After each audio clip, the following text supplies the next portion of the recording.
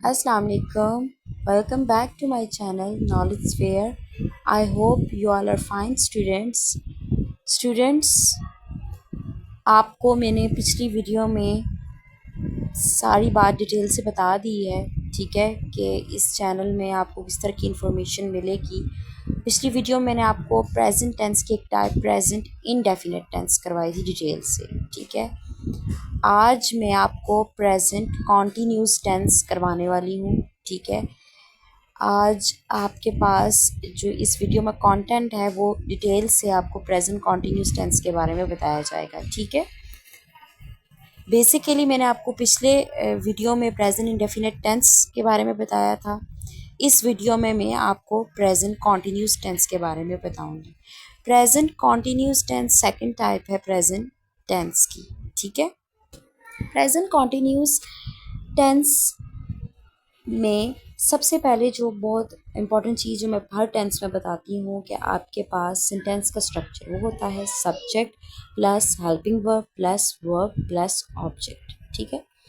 मैंने आपको बताया क्या था कि कुछ ऐसे सेंटेंस होते हैं जिनमें हेल्पिंग वर्ब और ऑब्जेक्ट नहीं होता कभी कभी, ठीक है। लेकिन आपके पास जो प्रेजेंट कॉन्टिन्यूस टेंस है उसमें ये सारी चीज़ें मौजूद हैं, ठीक है। सब्जेक्ट भी मौजूद है, हेल्पिंग वर्ब भी मौजूद है, वर्ब भी और ऑब्जेक्ट हो तो हो डायरेक्ट, वरना नहीं तो एज सच इतनी ज़रूरत नहीं होती, ठीक है। लेकिन सन पैटर्न तब भी कंप्लीट हो सकता है विदाउट ऑब्जेक्ट। अब इसमें जो हेल्पिंग वर्ब है वो इज़ है, आर है और एम है। प्रेजेंट कॉन्टिन्यूस टेंस के क्या है helping verb? Is, are, am. Is हमेशा सिंगुलर सब्जेक्ट के साथ लगता है, प्लूरल ऑब्जेक्ट के साथ आर, और एम हमेशा आई के साथ लगता है। वर्ब की फॉर्म की तरफ आते हैं तो वर्ब की फॉर्म आईएनजी वाली यूज़ होती है, यानी फर्स्ट फॉर्म प्लस आईएनजी, जिसे हम फोर्थ फॉर्म भी बोलते हैं, ठीक है, और प्रेजेंट पार्टिसिपल भी बोलते हैं। If someone ask that what is present participle, then first form of verb plus ing is a present participle. Is it clear to you कि इस present continuous tense में helping verb कौन से use होते हैं? is, am, are, ठीक है। Verb की कौन सी फॉर्म यूज होती है? फर्स्ट फॉर्म प्लस ing, जिसे हम प्रेजेंट पार्टिसिपल भी कहते हैं। Now move towards the example. Example में हम लिखते हैं ही। अब सब्जेक्ट हमने क्या सिंगुलर यूज किया तो उसके साथ क्या लगेगा? सिंगुलर के साथ इज, ही इज। अब वर्ब की कौन सी फॉर्म लगेगी? फोर्थ फॉर्म, ही इज, या first form plus ING, he is playing cricket. Cricket इसमें क्या आ जाएगा? ऑब्जेक्ट आएगा। ही इज प्लेइंग भी हो सकता है, ठीक है। अगर क्रिकेट ना भी लिखें तो कोई ऐसा इशू नहीं है, ठीक है। मतलब कि ही इज प्लेइंग से भी सेंटेंस कंप्लीट है, ही इज प्लेइंग क्रिकेट अगर ऑब्जेक्ट है तब भी सेंटेंस कंप्लीट है। He is a subject, is a helping verb, playing is a verb and cricket is an object. अब आपको समझ आ गई प्रेजेंट कॉन्टिन्यूस टेंस में कौन से हेल्पिंग वर्ब्स लगते हैं, कौन सी वर्ब की फॉर्म लगती है। और मैंने आपको ये भी बता दिया एग्जाम्पल में कि अगर आपके पास ही इज प्लेइंग यूज़ करोगे, ही आप यूज़ करोगे तो आपके पास इज़ लगेगा, अगर दे आपके पास यूज़ करोगे तब आर लगेगा, और अगर आपके पास आई यूज़ करोगे तो एम लगेगा, ठीक है। ये आपको बात क्लियर होगी। चलें जी, अब हम चलते हैं नेगेटिव सेंटेंसेस की तरफ, ठीक है। नेगेटिव सेंटेंसेस यानी मनफी जुमले। कौन से सेंटेंसेस होते हैं नेगेटिव सेंटेंसेस? मनफी जुमले। अब इसमें हमेशा क्या लगता है? नॉट का इजाफा होता है।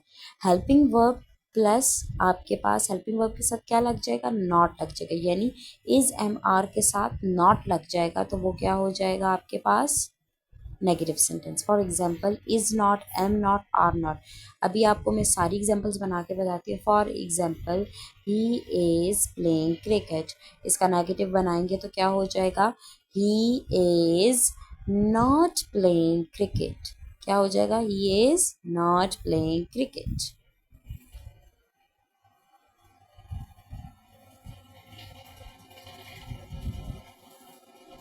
इसके बाद अगर आपके पास आ जाएगा दे आर ईटिंग कैंडी, तो इसका क्या हो जाएगा? They are not eating candy. आप देखें दे के साथ आर नॉट। अब आपके पास नेक्स्ट है I am going to school, तो इसका क्या हो जाएगा, I am not going to school. बहुत सिंपल सा टेंस है, ठीक है। बस इसमें नेगेटिव में सिर्फ आपने हेल्पिंग वर्ब के साथ नॉट का वर्ड आपने यूज़ करना है। नाउ उसके बाद आपके पास आ जाते हैं, ये नेगेटिव सेंटेंसेस क्लियर हो गए। अब उसके बाद मैं आपको पढ़ाऊंगी इंटेरोगेटिव सेंटेंसेस, ठीक है। नेगेटिव भी कंप्लीट हो गए, अफर्मेटिव भी कंप्लीट हो गए, यानी पॉजिटिव। अफर्मेटिव का मतलब पॉजिटिव होता है। अब आपके पास आ जाएंगे इंटेरोगेटिव सेंटेंसेस। इंटेरोगेटिव सेंटेंसेस वो सेंटेंसेस होते हैं, सवालिया जुमले, ठीक है, जिनमें सवाल पूछा जाता है।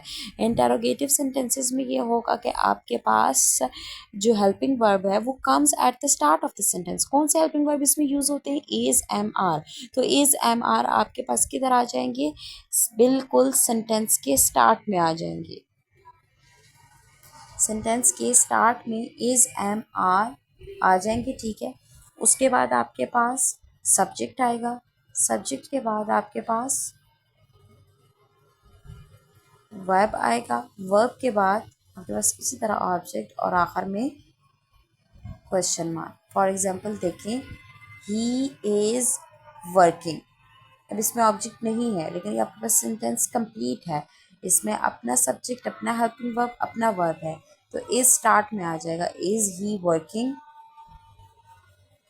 इसके बाद क्या हो गया, सब्जेक्ट, सब्जेक्ट के बाद वर्ब। अब है they are writing a letter. Are start में आ जाएगा, are they writing a letter, ठीक है। Are they writing a letter, ठीक है, कंप्लीट हो गया। अब आपको समझ आ गई कि इंटरोगेटिव सेंटेंस में सबसे पहले हेल्पिंग वर्ब आ जाता है, ठीक है। उसके बाद आपके पास सब्जेक्ट, ठीक है। सब्जेक्ट के बाद आपके पास वर्ब, अगर ऑब्जेक्ट है तो लास्ट में ऑब्जेक्ट आगे क्वेश्चन मार्क आप डाल देंगे, ठीक है। समझ आ गई कि इंटरोगेटिव सेंटेंसेस में क्या होता है, ठीक है। ये मैंने आपको अब प्रेजेंट कॉन्टिन्यूस टेंस के अफर्मेटिव सेंटेंसेस भी बता दिए, ठीक है, और नेगेटिव भी इंटरोगेटिव। अब आते हैं इंटरोगेटिव प्लस नेगेटिव, ऐसे सेंटेंसेस जिनमें नेगेटिव, अगर आपके पेपर में नेगेटिव सेंटेंसेस गिवन है, अगर उनको आपने इंटरोगेटिव में करना है तो वो किस तरह करेंगे। अगर आपके पेपर में आया हुआ ही इज़ नॉट वर्किंग, ठीक है, अब इसमें नॉट वर्किंग नेगेटिव है ना, अब इसको आपने इंटरोगेटिव में करना है तो किस तरह करोगे, इस स्टार्ट में आ जाएगा, उसके बाद उसी तरह सब्जेक्ट आएगा, उसी तरह नॉट आएगा और वर्किंग आएगा, ठीक है। मतलब कि इज़ ही नॉट वर्किंग, ठीक है, इज स्टार्ट में उसी तरह आए, ठीक है, जिससे इंटरोगेटिव में आता है उसी तरह। उसके बाद सब्जेक्ट आएगा, सब्जेक्ट के बाद सिर्फ आपके पास क्या आ जाएगा, नॉट आ जाएगा, और नॉट के बाद वर्ब आ जाएगा, और ऑब्जेक्ट है तो उसके बाद ऑब्जेक्ट भी आ सकता है, ठीक है। समझ आ गई, is it clear to you. बहुत आसान है, ठीक है, इसमें कोई इशू तो नहीं होगा अब आपको ना। चलें जी, अब आपके पास मैं आपको टेबल बना के बताती हूँ, ठीक है, जिसमें आपके पास मैं आपको प्रेजेंट कॉन्टिन्यूस टेंस के अफर्मेटिव सेंटेंस के पैटर्न बताऊँगी, ठीक है, नेगेटिव का बताऊँगी, इंटरोगेटिव, और उसके बाद इंटरोगेटिव प्लस नेगेटिव, ठीक है। अब ये टेबल में ड्रॉ कर रही हूँ, ये देख लें। सबसे पहले अफर्मेटिव यानी सिंपल पॉजिटिव, जो मैंने आपको सबसे पहले करवाए हैं स्ट्रक्चर के साथ, फिर उसके बाद negative, interrogative, then interrogative plus negative. अब इन सब का ये पैटर्न, अब आपको अगर ये याद होंगे, मतलब तो ये टेबल याद हो गया तो आपको समझे प्रेजेंट कॉन्टिन्यूस याद हो गया। अफर्मेटिव सेंटेंस में सबसे पहले मैंने आपको क्या बताया, हेल्पिंग वर्ब कौन से लगते हैं, इज, एम, आर। उसके बाद आपके पास वर्ब की कौन सी फॉर्म लगती है, फर्स्ट फॉर्म प्लस आईएनजी, यानी प्रेजेंट पार्टिसिपल, यानी फोर्थ फॉर्म भी से बोल सकते हैं। अफर्मेटिव सेंटेंस की दो आपके पास रूल्स हैं, एक हेल्पिंग वर्ब, ठीक है, इज, एम, आर, दूसरा वर्ब की फर्स्ट फॉर्म के साथ आईएनजी या प्रेजेंट पार्टिसिपल। नेक्स्ट आ जाएंगे नेगेटिव। नेगेटिव में सबसे पहले आपके पास हेल्पिंग वर्ब के साथ क्या ऐड हो जाएगा, नॉट ऐड हो जाएगा। For example, is not, am not, are not. Examples आपको मैं बता चुकी हूँ, ठीक है, सिर्फ नॉट का वर्ड यूज़ हो जाएगा हेल्पिंग वर्ब के साथ, ठीक है, इसमें यही रूल है। नेक्स्ट इंटरोगेटिव, तो इसका पैटर्न देख लें। सबसे पहले हमारे पास helping verb comes at the start of the sentence, उसके बाद आपके पास ही या ही हो गया, या शी हो गया, इट हो गया, यानी सब्जेक्ट, कोई भी सब्जेक्ट आ जाएगा। ठीक है, सबसे पहले शुरू में क्या आ गया, हेल्पिंग वर्ब, उसके बाद सब्जेक्ट, सब्जेक्ट के बाद वर्ब और वर्ब के बाद ऑब्जेक्ट, लास्ट में क्वेश्चन है। बस सिंपल सी बात याद रखनी है कि सेंटेंस में से हेल्पिंग वर्ब निकाल के आपने शुरू में ले जाना है, बाकी सेंटेंस का स्ट्रक्चर वही होगा, यानी is am are comes at the start of sentence. अब इंटरोगेटिव प्लस नेगेटिव में क्या होगा कि आपके पास हेल्पिंग वर्ब उसी तरह स्टार्ट में आएगा, उसके बाद सब्जेक्ट आएगा, सिर्फ सब्जेक्ट के बाद नॉट का इजाफा होगा और उसी तरह वर्ब और ऑब्जेक्ट आ जाएगा। ठीक है, is am are comes at the start of the sentence and not comes after the subject. Is it clear to you? चलें जी, ये था जी प्रेजेंट कॉन्टीन्यूस टेंस। ठीक है, आज की वीडियो में मैंने आपको प्रेजेंट कॉन्टीन्यूस टेंस के बारे में भी बता दिया। ठीक है, बहुत आसान है ये, आपको ये अगर टेबल याद हो गया, ठीक है, ये रूल्स आपको याद हो गए, तो आपको कभी प्रेजेंट कॉन्टीन्यूस टेंस नहीं भूलेगा। I hope you will understand my lecture. Thanks for watching this video. Subscribe my channel. Press the bell icon button and be ready for my next video. Thanks.